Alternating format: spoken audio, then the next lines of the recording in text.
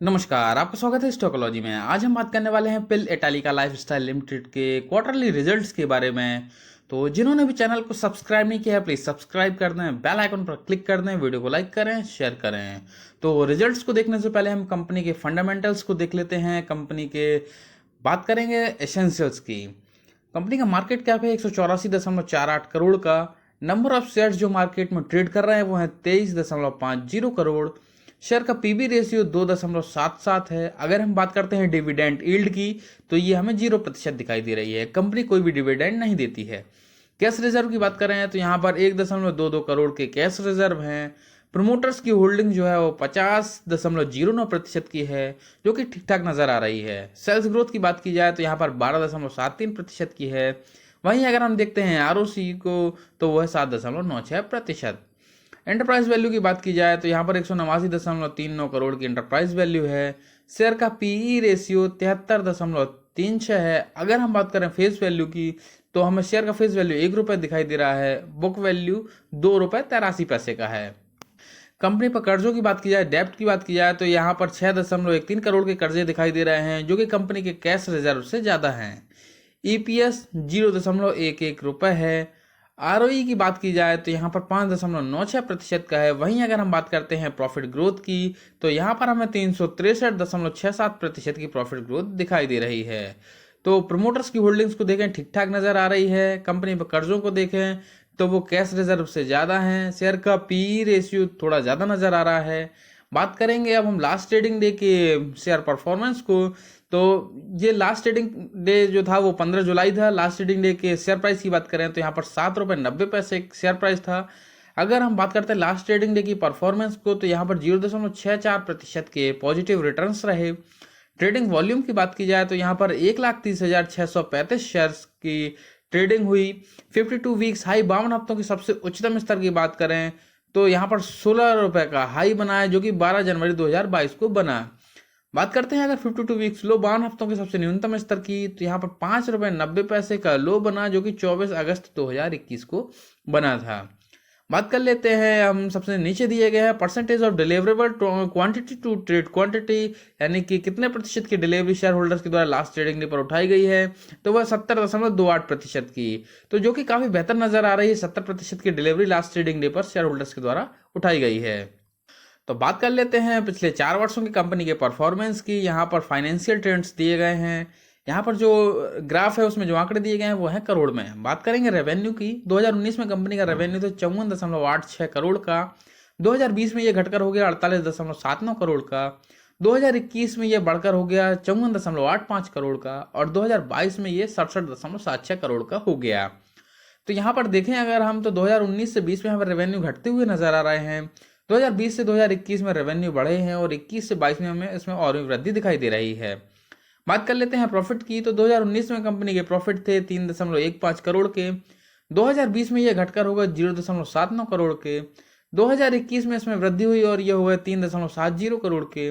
और 2022 में ये फिर से घटकर होगा 2.51 करोड़ के। तो यहाँ पर अगर हम प्रॉफिट के ग्राफ को देखें तो 2019 से 20 में हमें कंपनी के प्रॉफिट घटते हुए नजर आ रहे हैं। 2020 से 2021 में हमें कंपनी के प्रॉफिट में वृद्धि होती हुई दिखाई दे रही है। और 2021 से 2022 में फिर से प्रॉफिट में कमी होती हुई दिखाई देती है। बात कर लेते हैं शेयर होल्डिंग पैटर्न की। तो प्रमोटर्स की होल्डिंग सितंबर 21 क्वार्टर में 50.09% की थी, जो कि दिसंबर 21 क्वार्टर, मार्च 22 क्वार्टर और जून 22 क्वार्टर में प्रमोटर्स की होल्डिंग्स स्थिर बनी रही 50.09% की। डीआईआई होल्डिंग्स की बात करें तो यहाँ पर सितंबर 21 में 0.65% की होल्डिंग्स थी, जो कि दिसंबर 21 क्वार्टर, मार्च 22 क्वार्टर और जून 22 क्वार्टर में स्थिर बनी रही।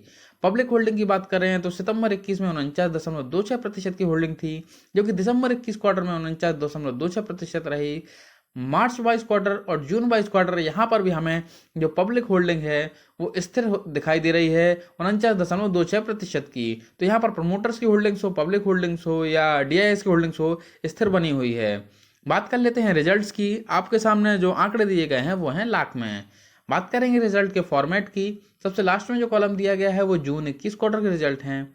सेकंड नंबर पे जो कॉलम दिया गया है वो मार्च 22 क्वार्टर के रिजल्ट हैं। और जो आंकड़े आपको सबसे पहले दिखाई दे रहे हैं वो हैं जून 22 क्वार्टर के रिजल्ट। तो यहाँ पर देखेंगे third number point total income को। जून 21 क्वार्टर में कंपनी की इनकम थी 885.43 लाख की। मार्च 22 क्वार्टर में ये हो गई 2486.44 लाख की। और जून 22 क्वार्टर में कंपनी की इनकम रही 1691.91 लाख की। तो यदि हम टोटल इनकम को देखते हैं ईयर ऑन ईयर में, जून 21 क्वार्टर से जून 22 क्वार्टर में, तो यहाँ पर हमें 91% की वृद्धि इनकम में ईयर ऑन ईयर में होते हुए दिखाई दे रही है। अगर हम बात करते हैं क्वार्टर ऑन क्वार्टर में, मार्च 22 क्वार्टर से जून 22 क्वार्टर में, तो यहाँ पर हमें कंपनी की इनकम क्वार्टर ऑन क्वार्टर में घटते हुए दिखाई दे रही है। बात कर लेते हैं एक्सपेंसेस की। सबसे नीचे दिए गए हैं टोटल एक्सपेंसेस। जून 21 क्वार्टर में एक्सपेंसेस थे 780.60 लाख के। मार्च 22 क्वार्टर में ये हुए 2477.47 लाख के। और जून 22 क्वार्टर में एक्सपेंसेस रहे 1670.69 लाख के। तो यदि हम टोटल एक्सपेंसेस को देखें ईयर ऑन ईयर में, जून 21 क्वार्टर से जून 22 क्वार्टर में, तो यहाँ पर हमें 114% की वृद्धि ईयर ऑन ईयर में एक्सपेंसेस में होते हुए दिखाई दे रही है। अगर हम बात करते हैं क्वार्टर ऑन क्वार्टर में, मार्च 22 क्वार्टर से जून 22 क्वार्टर में, तो यहाँ पर हमें क्वार्टर ऑन क्वार्टर में एक्सपेंसेस घटते हुए नजर आ रहे हैं।